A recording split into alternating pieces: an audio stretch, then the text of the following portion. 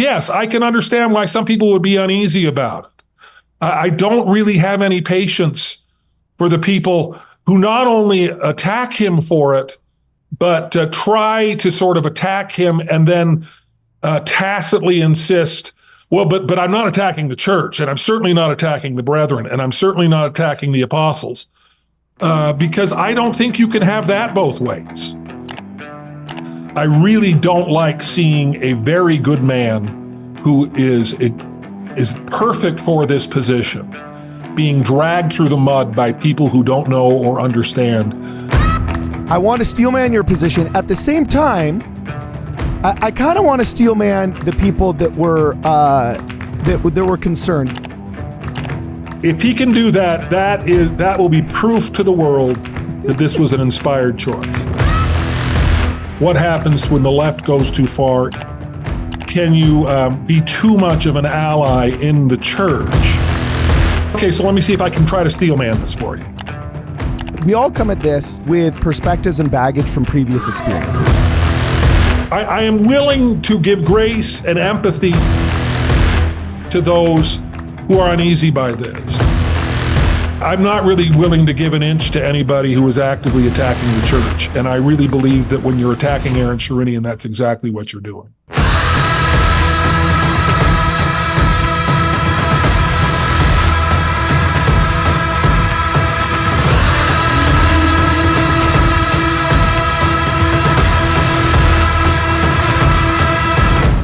Welcome, ladies and gentlemen, back to Ward Radio. I'm your host, Cardinellis, and today we got a really fun interview we're going to do. I am joined via the interwebs, via Zoom, with Jim Bennett here, who wants to kind of give his side of the argument here. We've had a couple of podcasts in which we've talked about a lot of members' concerns about a recent appointment of Aaron Sherinian to the Director of Communications for the Church of Jesus Christ of Latter-day Saints. And, there's been a little bit of what some people would call conservative pushback, right? Now we're actually going to go across the aisle to our buddy here, Jim Bennett, who has a very full-throated defense of one Aaron Sherinian and personal experience with the man. And we want to just highlight what Jim has to say. Really quickly, Jim, before we get started, I just want to tell my audience here, I'm buddies with Jim Bennett. I love Jim Bennett. I think he's a stud. You know what I'm saying? And we are friends here. I think that's one of the most beautiful things about the Church of Jesus Christ of Latter-day Saints is though we were represented as opposite sides in a recent article by Axios, one of the most beautiful things about JosephSmith and the Restoration and the Church of Jesus Christ of Latter-day Saints is we're all buddies. We can have differing views, but at the end of the day, we all love JosephSmith as a prophet. We all love the Book of Mormon, and we're going to work out these details, hopefully as friends. So this is... I can't tell you what it's going to be because whenever me and Jim talk, we both can veer verbose sometimes, but I can tell you what it's not going to be. This isn't necessarily a debate. This is just going to be a spirited conversation among friends. There's no gotcha questions here. We don't do gotcha journalism or anything like that. And there will always be an emphasis on humanity and somebody's inherent worth as a child of God over what their political views are, though morality does inform politics, so we will probably be going head to head on some issues if we have to, and if we don't, we won't because we're pals. So anyway, Jim, tell us first off, how you doing, man? I know you sing for Motab. Good. You look like you just got back. My hackles went up even before you started when you said you're going to reach out across the aisle. It's a crappy term, I know, but you sing in Motab, so I'm like, there's 3 aisles, there's 4 aisles. Well, that's true. That's true. Usually I'm on the back aisle, and you've said you've never been able to see me, and most people aren't able to see me because they arrange it by height. And I talked to one camera person who told me, she said that her camera doesn't even tilt that far up. Oh man. So I go unsung. Mac Wilberg said when we joined the choir, you might be disappointed if you join the choir to be a TV star. Ooh. So, well, Aaron Sherinian's Job number one. Do you hear that, Aaron? If you watch this, your communications director, you have sway.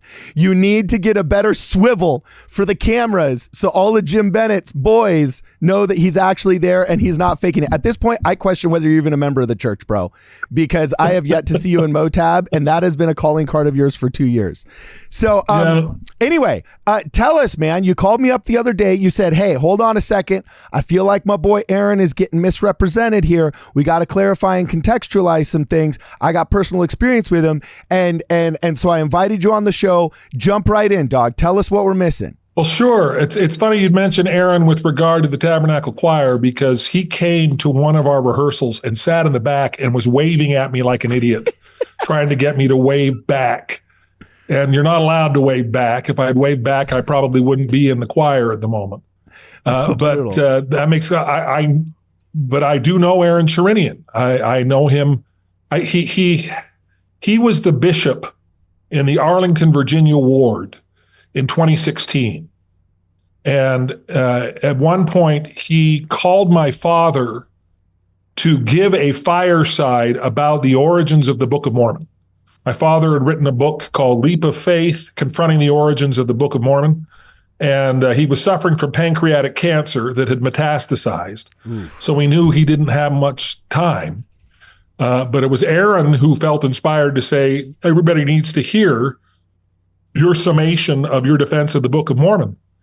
And so he gave a fireside on April 10th of 2016, where he stood without assistance and without notes, presented pretty much the thesis of his book and walked through all of these things, and it was taped, audio tape. I didn't hear, there was no video. But so it was recorded, and we were able to hear it. The following day, my father suffered a massive stroke, and all of his children, myself, my brother, and my 4 sisters, all gathered around his bedside, knowing that the end was near. And that's when I met Aaron Sherinian, because Aaron Sherinian kept coming to the home to see if there's anything that we needed. His wife, Emily, was very good friends with my mother, and she was there quite a lot. And we just got to know this guy, and it is impossible to meet Aaron and not smile. I mean, he is so gregarious and so outgoing. His profile says global extrovert.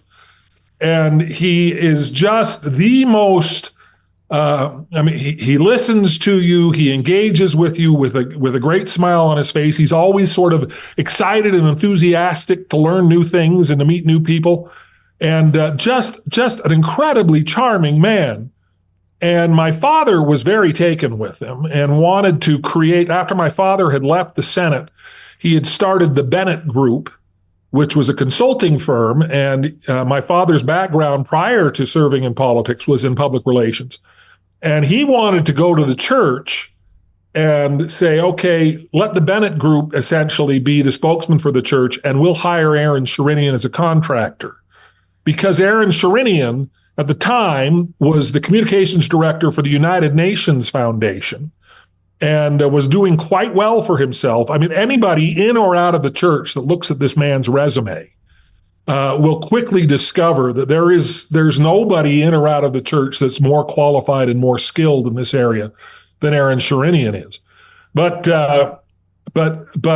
my father told me is that the church has been pursuing Aaron Sherinian for years, has wanted him as their PR director, and Aaron has turned them down.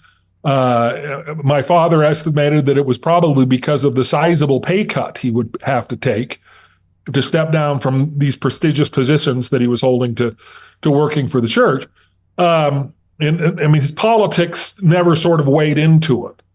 And I didn't have a lot of political discussions with him, other than the fact that the last weeks of my father's life, we had an awful lot of political discussions. My father was really lamenting the state of the Republican Party. Donald Trump had just barely secured the nomination, the Republican nomination. And so politics was something that was being discussed during those precious weeks. But Aaron wasn't there to talk about politics. He was just there to support us, to be with us, to help us. And the night my father passed away was May 4th, 2016. And within minutes, Aaron Sherinian was on our doorstep with no agenda. He just came in and he sat with us and he wept with us. And it was then that I realized there is something very special about this man. This man is a true disciple of Christ who is demonstrating the kind of Christ-like love and Christ-like service that all of us ought to demonstrate on a regular basis. After that point, I actually ended up, that was right around the same time that Patrick Kieran gave his wonderful talk about refugees. And Patrick Kieran was in our ward for about 5 years. So I know Patrick Kieran as well, and was just absolutely over the moon when he was called as an apostle. But with regard to Aaron, Aaron proposed the idea. At the time, I was a columnist for the Deseret News, and he said, the United Nations wants to raise the profile of refugees, and we want to do it in red state newspapers. And he ended up securing a grant for me to give me the resources to go out and place articles about refugees in red state newspapers, and also to write some and produce some. I had a great interview with a guy who had been the engineer or the producer, I guess, for a record by Sir Patrick Stewart, where Patrick Stewart sang cowboy favorites. And there's a video of it online, and it's kind of ridiculous, but he did it in order to be able to raise money for refugees. And so I was able to contact him and did a big piece on him. The Deseret News published that. And so I sort of entered into this quasi-professional relationship with Aaron Sherinian. He invited me back to New York City when he was holding a summit at the 92nd Street Y, where Joe Biden came and spoke. This was in 2016. Joe Biden was then the sitting vice president. And we all had to go through metal detectors and everything else, and to listen to him speak about the cancer moonshot, which was, it wasn't a political speech. It was about the idea that we're going to expend as much effort to cure cancer as go to the moon. And I got, there was a dinner at the end of it that was held in the most beautiful spot in New York City, in the Rockefeller building. You did the correct New York pronunciation first. You did the correct New York pronunciation first of eliminating the R. Rockefeller. Yeah, you know what I'm saying? Yeah. But this patio overlooks St. Patrick's Cathedral, right in the heart of New York City. And it's just this beautiful area. And Aaron introduced me to all of these big players in the media like I was a big deal. And so all of that. So that's neither here nor there. I'm just this is my background with Aaron Sherinian, and when that ended, he's very close with my mother, and we would touch base here, there, and so when this news broke, it didn't even occur to me to think about his politics. It didn't even. I mean, it wasn't, oh boy, this is going to really make DesNat heads explode. It was, oh my goodness. Isn't the church lucky to have a guy of this caliber, of this talent, of this ability? And I was just over the moon. I was just thrilled until I saw the amount of vitriol that just started to be poured out about how terrible this guy is, because they had found pictures of him. I mean, you know the story, and you've discussed the story, and I think my ears are burning because I think you've discussed my reaction to the story as well. Well, we've discussed everybo's reaction we could get a hold of. So yeah. Well, there you go. That's fine. But so he, he's very much an LGBTQ ally. He celebrated the Obergefell decision in 2015, and he is a trans rights ally. He's all of those things.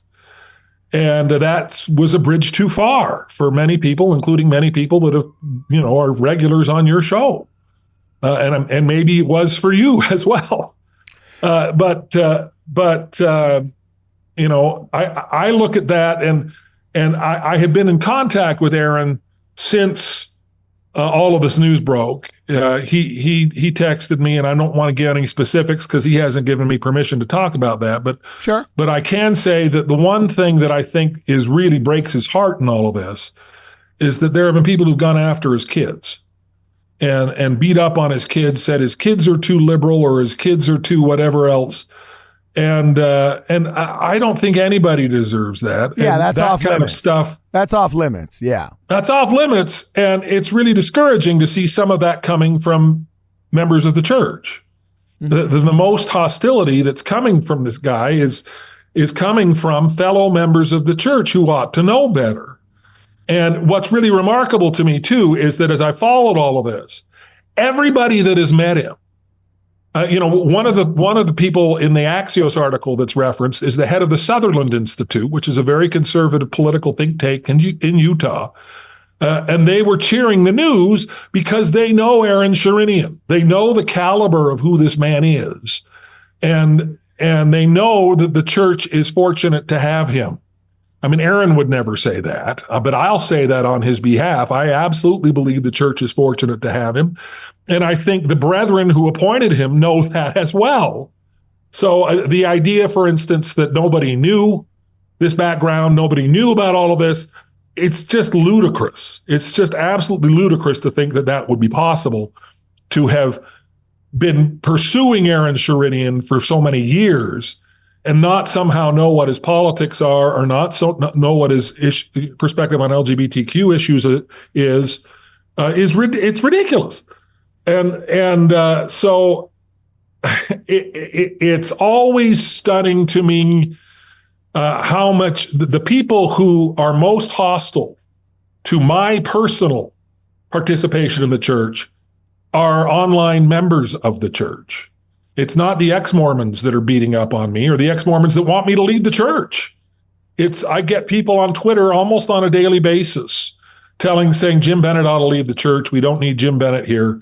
And all of that. And Aaron Sherinian is experiencing that times 20 or more because he's so much higher profile, obviously. But the idea is we don't want this guy. We don't like this guy. This guy is an embarrassment to the church. And the church, the church has made this colossal mistake. And it's amazing to me that the people who attack Aaron Sherinian are the people who consider themselves to be the most faithful, the most rigorous members of the church. And yet they're the ones that are threatening to leave. They're the ones that are trashing the brethren indirectly for appointing this guy, because that's absolutely what you're doing when you're beating up on Aaron Sherinian and insisting that the church has made this hideous mistake. You are assuming that the prophets, seers, and revelators that appointed him don't know what they're doing. And those kinds of accusations fly fast and furious without a lot of self-awareness on the part of the people who are constantly berating people like Aaron for saying, well, you're not following the brethren because you're not sufficiently opposed to LGBTQ rights. And now all of a sudden we have an example of somebody who isn't opposed and who is very much in the good graces of the brethren, and heads explode. Okay.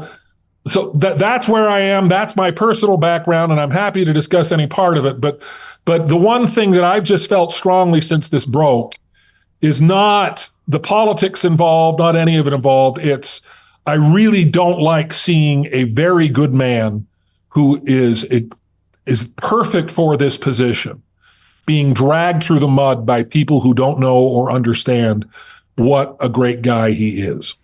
Okay, now that's fair. If I understand you correctly, you're saying, hey, I've known this guy for a long time.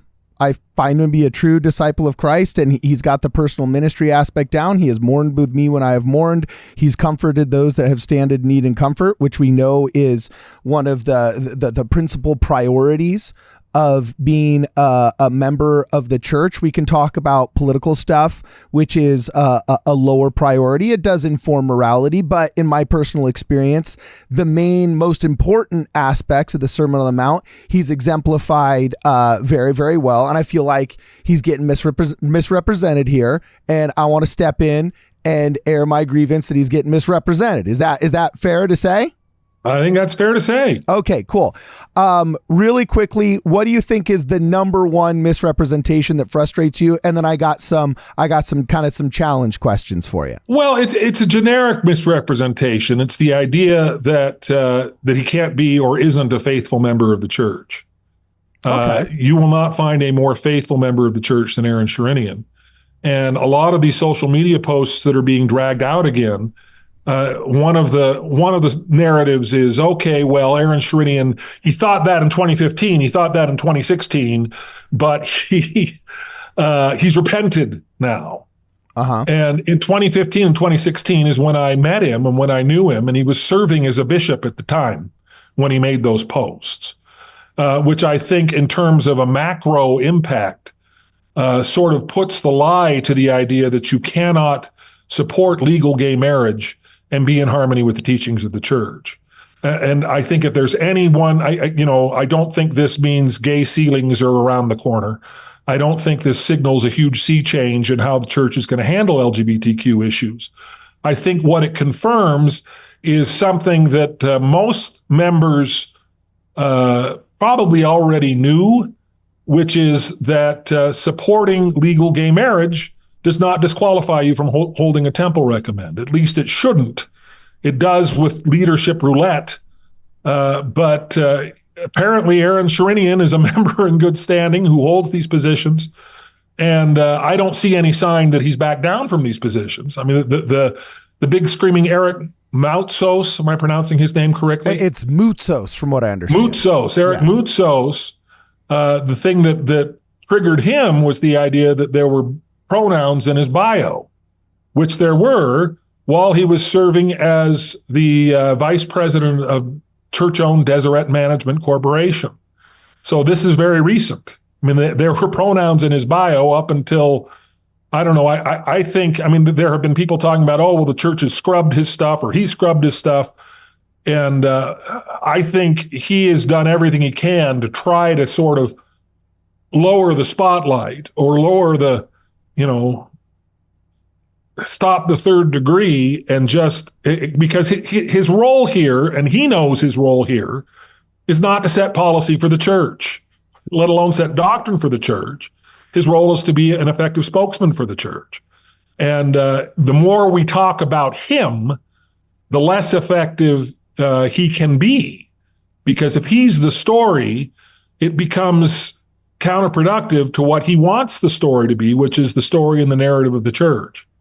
Okay, cool. So that's fair. Everything you've said so far seems fair. You covered a lot. I just scribbled some really fast notes, so I'm going to try and just really quick 10-second replies to some of these things just to get everybody on the record and clarify some things.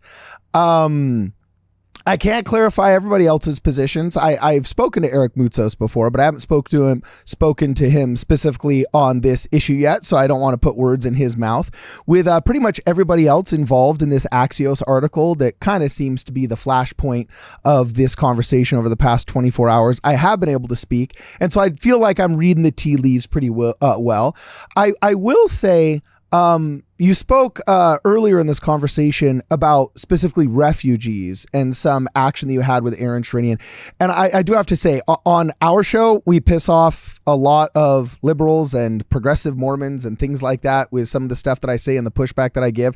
But I also have the joy and pleasure of being politically homeless and pissing off a lot of conservatives as well. And one of the things that I have been on record as saying where I think we drastically missed the boat, Red America politically drastically missed the boat. And I think the membership of the Church of Jesus Christ of Latter-day Saints, especially in the Western United States where we have so much space and wealth, really, really missed the boat on the refugee crisis because we build BYU and keep BYU Hawaii open at a loss because there's so much good diplomacy that comes out of getting all of these different people from, different Asian countries and the daughters and sons of diplomats and executives from Southeast Asia to come here and have this American and Mormon experience and then become advocates for us when we go back and, I don't know, our missionaries do something stupid and they want to revoke all of our passports. But, the the passport ministry guys like, hey, I went to BYU Hawaii. A couple of them are idiots, but most of them are good. Maybe let's not kick them out, right? So there's been lots of times where the diplomacy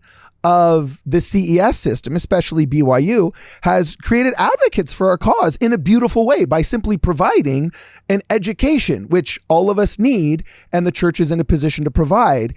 And when the refugee crisis happened, man, I swear we took in more foreign exchange students that year than we did refugees, and we could have been creating a bunch of little mini advocates for the Church of Jesus Christ of Latter-day Saints. And we didn't. So from a political perspective of, should another globalist entity be able to literally prescribe to a sovereign nation how many refugees they must take and so on and so forth? Yeah, I think there's a political discussion to be had there about the sovereignty of the United States of America. And I can see why people get pushed back on that. But from a volunteer perspective, like if I had more resources, I would have... I've volunteered with refugees myself with our ward here in Los Angeles. I've had a great experience with many Afghanis that were part of, when Joe Biden left all the helicopters behind for the Taliban to take over, what was that called? Come on, what was that? I don't remember what that was called, but a lot of the Afghans that were saved there, we were able to do help them out here. So I think you're right. We kind of missed the boat there. I saw your eye roll about Joe Biden leaving all of the I don't want to get into Joe Biden. No, I hear you. Hey, you mentioned him as being a great guy killing cancer. I can mention him as leaving some helicopters behind for the Taliban. All right. But anyway, and second off, anybody going after this guy's kids, wholly inappropriate, not cool. Anybody gatekeeping, we're very anti-gatekeeper here. I don't like it when evangelicals try and say like, oh, you don't fit 10 out of 10 of my criteria for what a Christian is. Your vision of the Trinity is 9 out of 10 bad. Therefore, you're not Christian. That's garbage. I'm what I call an 8 out of 10 Mormon. I don't think any of us can live 10 out of 10 of the commandments effectively at any given one time, or else we would all just be translated. I think 9 out of 10, you're a freaking saint. And if you're 8 out of 10, you're good enough for me. And I would like to think that's the general ethos of being a member in good standing. It doesn't necessarily have to mean that the brethren endorse every single one of your political or social views, but you reach the threshold of good enough, which personally, I really hope the Lord looks at me and my work on this earth as good enough. So I'm willing to do that with Aaron Sherinian. My issues were not with any of the LGBTQ stuff, believe it or not. I do recognize that as a signaling function, and I have big problems with like 2023 and 2024 LGBTQIA activism in comparison to 1960s, 70s, 80s, and 90s activism. I think the further you get from Stonewall, the more the tendency to become the bully that you originally advocated against kinds of kicks into play. And unfortunately, I think a lot of the gay rights movement has done that. However, there's still enough hairs to split in advocacy of gay marriage, LGBTQ rights, secular positions on marriage versus religious positions on marriage, that I could see how a member could be okay with this and still be in good standing. So if somebody's trying to gatekeep by saying your specific political prescriptions for the enactment of a good Judeo-Christian society are not to my liking, therefore you shouldn't be able to have a temple recommended, that's wholly inappropriate, because at the end of the day, if the church gave it to them, do you have more wisdom than they do? Like the same thing happened when I had Shane Baldwin on my show. There was a lot of podcasters that had Shane Baldwin on. He's a controversial guy that got busted for fraud and securities fraud, was sent to prison for 5 years.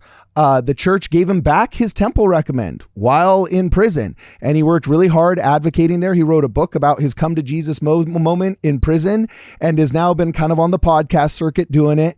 A lot of podcasters took down their interviews with him when the people that didn't like him kind of called up and did the social media mob thing, which all of us have been recipients of, and it sucks, but I kept mine up, because at the end of the day, I said, you know what? The FBI said he was cleared of all of his accusations and made good, at least from the government's perspective. to be given his freedom back. And the Church of Jesus Christ of Latter-day Saints, with all of their ample resources and confessional wisdom and righteous judge in Israel perspective, gave him his temple recommend back. Who am I to say the FBI and the church is wrong if I don't have the same resources and perspective that they do? So if somebody's trying to gatekeep, I don't think that's fair either. Okay. So I want to steelman your position. At the same time, I kind of want to steelman the people that were that were concerned, because I think there's inappropriate concern, which we've addressed, and I think there's inappropriate action. However, I can see how a reasonable person would see a lot of those posts. The internet did what it did, and it dug up old posts, which I kind of have a problem with. Just old posts equal who you are now. Like, the internet never dies, and sometimes leveraging that against people, you have to, there's questionable ethics in that, right? But the internet did what it did, dug up a bunch of old posts. And I want to know, can you see in your mind a reason why a rational and normal conservative member could have been alarmed by what was brought to light of a lot of Aaron's past activism? That's our half an hour. We're going into overtime. You know what I'm saying? What's that? Can you see, from your perspective, can you steelman the other side and see why some people might be concerned? Well, yes, I can try to be as empathetic as I can, and can recognize. I think I understand where it's coming from. When you say steelman it,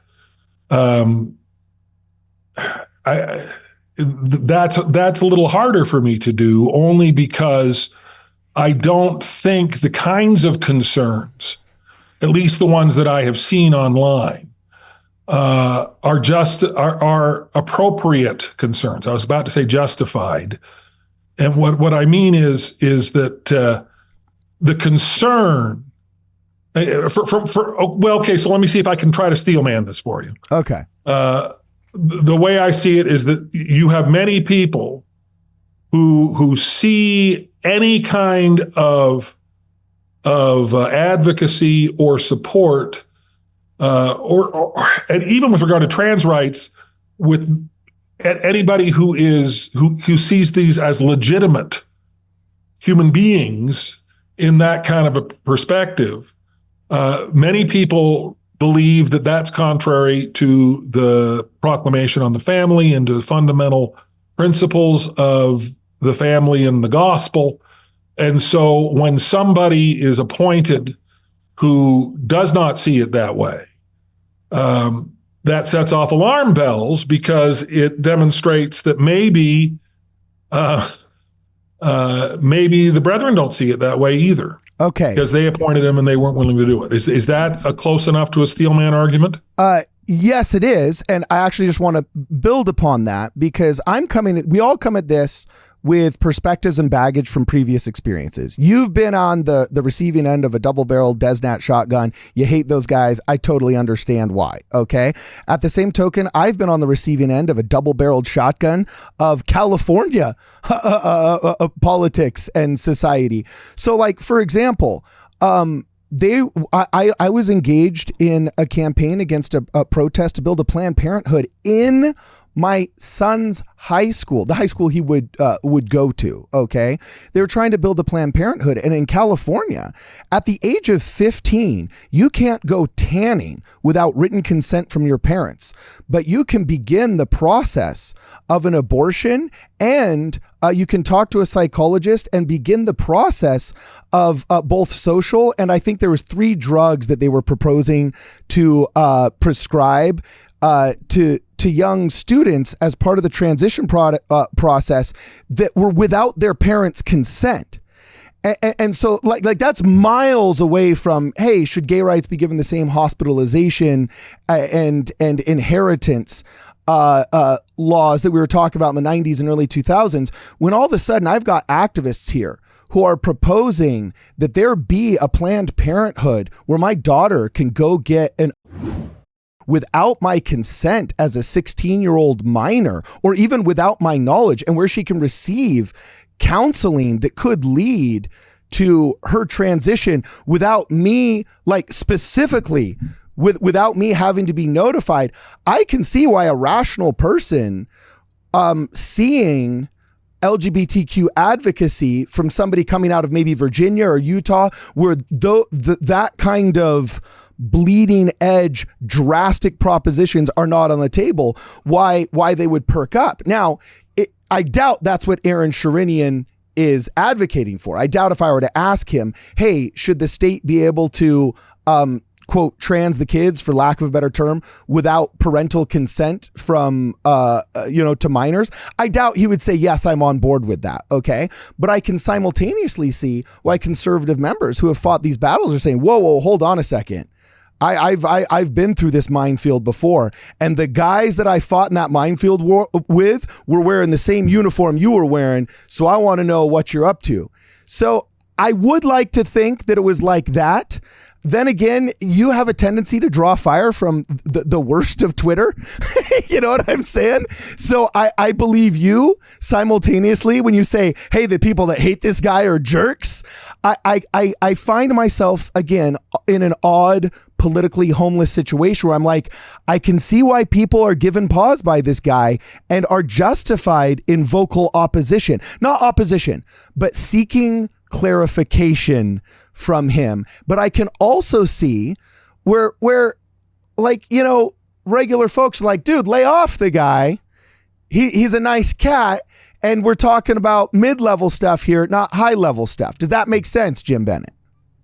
Well, yeah, and I think it's relatively high-level stuff. I mean, I think he's probably one of the most, certainly will be the most visible church employee as the communications director.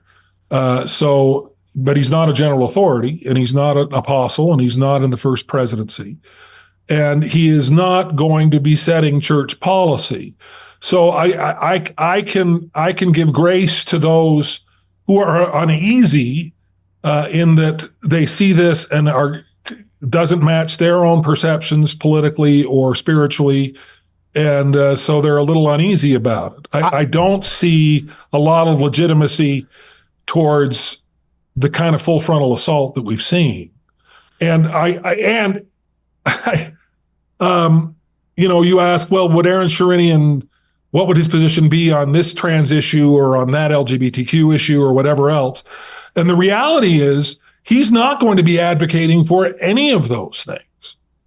He, as a good PR guy, he knows who his client is.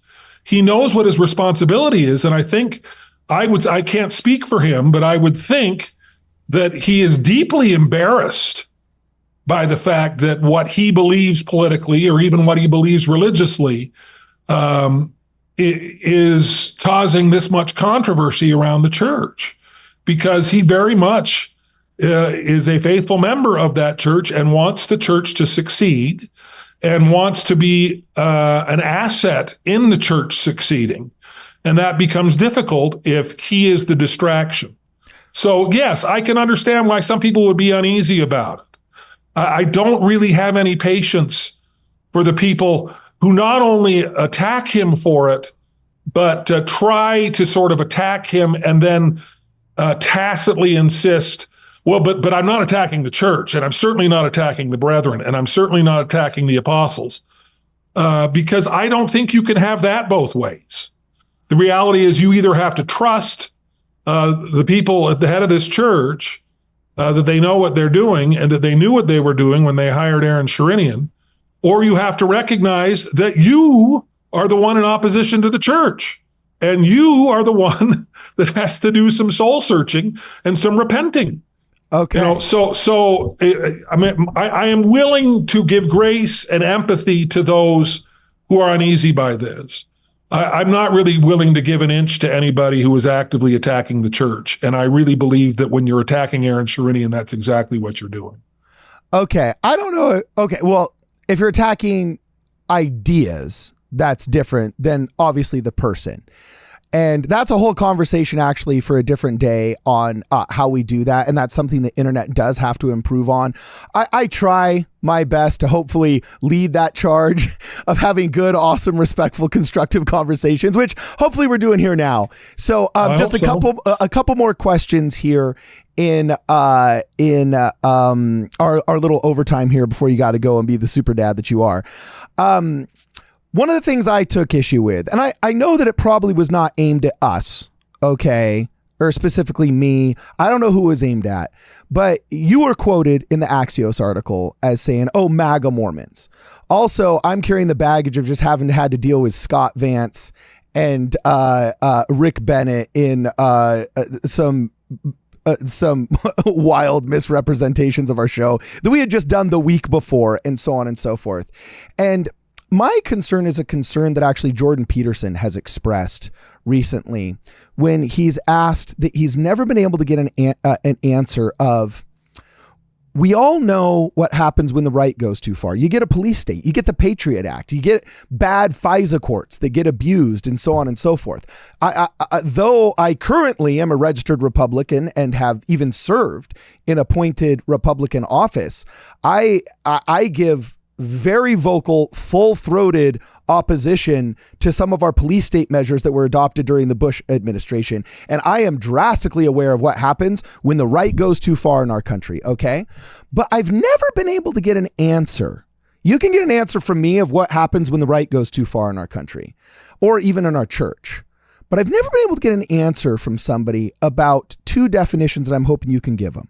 One is, what happens when the left goes too far? Can LGBTQ allyship go too far? And then the follow-up question, just because I don't want it to be a gotcha and I want you to be able to be thinking it, is define correct conservative. I know you've kind of used the pejorative term, and look, define what correct conservative? Yeah. What is like correct and okay conservatism? I know you get hot-headed online. So do I sometimes. And you called some guys MAGA Mormons and so on and so forth. And they called us far-right activists, even though Kwaku is literally the head of the BYU Democrats. And I was Andrew Yang's #1 channel less than like 36 months ago. You know what I'm saying? So I get there's this pejorative of saying, oh, they're far right, but I've never been able to have anybody to define, without using liberal adjectives, what is okay conservative? Like what's regular right? What's like regular okay conservative? Because we get called all the time, MAGA Mormons, Trumpist, and all these pejoratives, right? So if you could just tell me, what can allyship go too far? And if so, what does that look like? And then could you define what is okay conservative within the church that, as a past Republican, you think is not cruel or incorrect? Well, we've wandered far afield from Aaron Sherinian here. Well, I would say he's the modern representative in the discussion of you saying, like, it's okay to be an ally. Like you literally said in the Axios article, this shows that allyship is basically, accepted as a viable thing. So I want to know, can allyship go too far? I feel like I have examples in my life where it has, but I want to know if you think allyship can go too far or not, because I think that's the principal concern of people that are given pause by Aaron Sherinian. Right. Okay, well, so I want to answer this question fairly narrowly. Okay. Because when you ask, can the left go too far? What happens when the left goes too far? When you're asking that sort of in a global political framework, I think that isn't helpful to this discussion so much as answering what happens when the left goes too far in the church. Yes, exactly. That's what I meant. Can you be too much of an ally in the church? And I think that's a very good question. And you may be surprised to know that my answer is yes. And here's where I think you go too far. And because it's what I'm accused of doing when it's not something I have ever done. I think you go too far when you start to demand that church leaders take action to match your beliefs. So when you start to, you've seen this politically in other movements.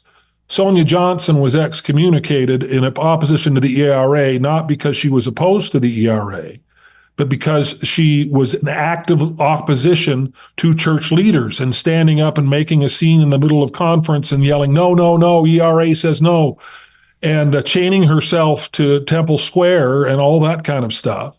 Wow. When you start to say the church needs to correct itself and do what I tell it to do, you've gone too far. And I think that's true of LGBTQ advocacy, but I think it's true of anything, really. The minute you sort of actively campaign against the church, Ahmed Corbett calls it activism against the church, I think that's when you cross the line. So what I have always said, and what I continue to say in terms of my own personal LGBTQ advocacy, is that I am convinced, absolutely convinced, that there is further light and knowledge to be had on this issue. And, I had my own sort of come to Jesus moment when I confronted the November 2015 policy of exclusion and knew deep in my heart from the instant I heard about it that it was fundamentally wrong, and wrestled with myself, wrestled whether or not I should stay in the church. I mean, that's the closest I've ever come to determining whether or not I was going to leave. And I can count on one hand the number of times in my life where I feel I have experienced the kind of pure revelation that Joseph Smith described as pure intelligence flowing into you. And I can take you to the spot where I was walking my dog in the instant that this happened. I didn't see angels. It wasn't a surreal, but I had an overwhelming inflow of intelligence, as well as love and compassion and kindness. And it gave me sort of an insight into how Revelation is written, like in the Doctrine and Covenants. We think of the Doctrine and Covenants as being the revelation, that the words are the revelation. The words aren't the revelation. The words are a feeble attempt to clothe the revelation in language that can be shared, because there's so much more information and communication when you are in that sort of direct contact with deity, that words just aren't adequate to the task. But if I had to put words to this, the words were, be patient. This will all work out in the end. No mention of whether or not the policy that I was upset about was right or wrong. No promise as to how things will work out, what that means. But there was also sort of this feeling of, it was almost a pleading, please don't leave the church. You're thinking of leaving the church. It wasn't anger. It was, please don't leave the church. Please stay. It was, and it wasn't a confirmation of the church so much as, this is where I have put you. This is where you can do the most good. This is where I need you. Please don't leave the church. And I have hung my hat on that all the way. So when people say, well, Jim, are you saying the church should perform gay temple ceilings or do that or this or that or any? I will never, ever endorse any specific that God himself has not endorsed to the church. And I live with the kind of confidence that comes with an understanding that God is perfect and that God has promised me personally, I believe, that all things are going to work out in the end. And maybe it works out in a way that is consistent with all of the political beliefs of the people who think I'm crazy. Maybe that's exactly how it works out. So I'm not saying the church has to do anything, and I'm not lobbying the church to do anything. I am sitting in patient expectation, waiting on the Lord. Yeah, you know what, man? That's actually one of the number one reasons why I want to talk to you, because you've told that story to me one time before, and I loved it. And personally, I view that as the ultimate spiritual seatbelt. I felt the Spirit while you're telling that story, and I wish everybody could have that kind of experience, because imagine a Church of Jesus Christ of Latter-day Saints where everybody knew for a fact, okay, this is where I have to be and this is where the Lord wants me because I've had a revelatory experience that says that. And I've received confirmation that he is intimately aware of me, my struggles, so on and so forth. All three of Russell M. Nelson's identities were defined in that moment. You knew you were a child of God, you knew you were a child of the covenant, and you were using the Holy Ghost that you'd been given as you got baptized, and that you were a disciple of Christ in that moment. And then the rest of this stuff, it's small stuff that's not small stuff. It is big stuff, but it's small stuff compared to that. And that's actually why I wanted to get you on the show. And so unfortunately, the past 3 or 4 times we've done a podcast, it's been on polemic issues. So I don't want you to think I'm just some polemicist and our friendship is based off of like aggressive politics. But I'm one of your biggest defensors out there. And one of the things that I have said is like, I want to thank you, by the way, for defending me against the Elmo incident. Who's that? What's the Elmo? Who's Elmo? Well, you had a guy on that was like, we have a picture of Jim Bennett watching Dallin H. Oaks' speech. And you're like, oh, are you going to rip on my buddy Jim? Oh, I don't remember. You're my buddy. And some of these guys that get angry at you, they're my buddies too. I think you block guys a little bit too easily, but I think they also get a little bit too angry. Short. I'll block people. I mean, it's like, whoa, what? It's like, I don't have to justify why I block people. That's true. I can block people because I just don't want to look at you. It's your profile. You can do with it what you want, right? So anyway, one of the reasons I'm one of your biggest defensors is because A, you've taught me a lot of great things spiritually, okay? And B, I think there's so many Mormons out there. I shouldn't say Mormons, sorry. There's so many members of the church out there that are not driving with that spiritual seatbelt. They're, as you said before, they're one of the problems I have with progmos, and actually I don't think you're a progmo, and we need an alternative term for the repubmos that are Republicans first and Mormons second, and they let their politics drive their morality. And the problem that I have with progmos, and the reason why I don't think you're actually a progmo, I think though there might be overlap between what a lot of progmos say and what you feel, in my definition, and a lot of this discussion has been trying to clarify definitions, progressives are missionaries of secularism into God's church instead of missionaries of God's love into a secular society. And I don't feel you do that. I feel that by you demonstrating that prayer while you were walking your dog, you're showing a priority on spirituality and a connection with God over what the priests of either the Republican or the progressive left party say down here. And that's the ultimate seatbelt, the ultimate last stand that not only has kept you in the church, but also I believe kept you more well-grounded, preserved more of your human relationships. And if there ever was a polemic time where the social fabric needed to be preserved, it's now. And though you may not be as wary of LGBTQ activism as I am, coming from the Los Angeles, California perspective, and actually less of LGBTQ activism as much as the mask and lockdown protocols that happen that we can get to in a different podcast. But though you may not be weary of some of these posts and rhetoric coming from Aaron, you're also capable of at least understanding, okay, I can see where people might be coming from. And though I don't have patience for the worst bad actors, I do, as you said, even in this interview, want to give grace to those that may not feel that way, and you interact with them and you engage. And I hate it when people come after you for the sin of engagement. You allow people to talk to you. You come on these podcasts, and the worst conversations are ones that are never had. Whereas I feel hopefully a lot of viewers better understand you. They are hopefully less worried about Aaron. He seems like a great guy, and if what you say is great, then I think we'll be okay. The Church of Jesus Christ is true because we haven't broken it yet, and all we got to do is last one more generation, right? You know. So anyway, you got any final words? We can just leave it right there, bro. I don't want to bore you, and I know you got family to attend to, but you got any last words? Anything that needs to be clarified? Anything you felt I misrepresented you on? No, I don't think I've been misrepresented at all, and I very much appreciate this conversation. And, you know, it's always hysterical to me when people think that I'm some, you know, I mean, the term progmo is probably as lazy a term as DesNat is, or DesNat has become, because I sort of use DesNat as shorthand for all of this stuff. When I think that it's actually there's more to it, and that lumps too many people into one under one label that doesn't fit everybody in that under that label appropriately.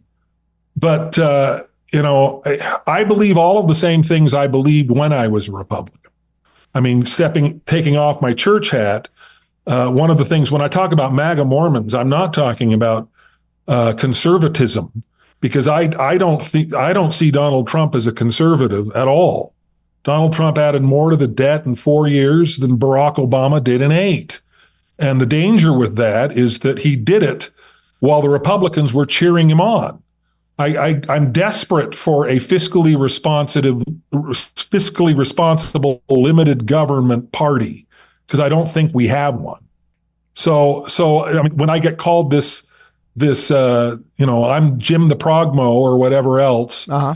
And I mean, there are Twitter accounts that no matter what I post, no matter how innocuous, I remember there was it was Pride Week, and there was a big parade going down West Temple. And during my break, during Music and the Spoken Word, I went out and looked at the parade and saw a float being prepared. The parade hadn't started yet, but they were preparing a float right there on West Temple. And the message was, know that you are loved. And I posted, this is a lovely message to have on a Sabbath morning. And a Twitter account retweeted that with, hey, Tab Choir, who they tagged, come get your apostate. Oh, right. And I just think it's just so exhausting. I do. These I know kinds what you're of talking things. about. I mean, you just reach a point where you go, so much of that. That's one of the reasons why I block, is that I've tried engaging. I love to engage with people who don't agree with me, who are able to do what you are doing right now, which was disagree well and respectably and constructively. I think that's helpful to everybody, and it's a lot of fun to be able to engage with somebody who doesn't see things the way you do, but is still willing to treat you with civility and respect. And I was so thrilled by the peacemaker talk from President Nelson, and was a little disappointed that I felt like he undercut that talk in this last conference, and that's probably a whole other discussion. Hey, yeah, but the whole idea that don't listen to people who don't believe, and it's the doctrines of devils. I've never made a covenant to treat anybody who leaves the church like garbage. I've never made a covenant to stop loving and stop embracing those whose faith journey takes them outside the bounds of the church. Okay, I got to remove you from the ward list for the purge. Hold on. That's all right. That's all right. Just kidding. I don't go to my ward anyway this year because it conflicts with Music and the Spoken Word. Yeah, that's so true. You can write to my ward and say purge him, and they'll say, oh, he's already gone. Yeah, that's funny, man. So anyway, we're gonna let you go. You've done an awesome job. I would love to actually have any excuse to invite you back. We can talk about Russell M. Nelson. You've got some crazy pedigree too, man. I know you as Jim Bennett, my boy Jim Bennett, but every time I talk with you about something historical, you got some awesome new story from somebody else in your family tree. I guess your dad was a senator. You're hobnobbing with all these UN gurus. You just told me last night some crazy cool Watergate stuff. We're gonna have to do all of that and get you back in the studio, but I know you got to go, and we're already like 15 or 20 minutes into overtime. So that's all right. Yeah, you do you. If people want to get a hold of you, they want to see more of your stuff, they want to interact with you, engage, what's your preferred platform, which Twitter profile, which Instagram, which Facebook? Well, my Twitter profile is it's Stallion Cornell, which is a very long, messy story as to why that's my name. That was the pen name that I adopted when I was in high school.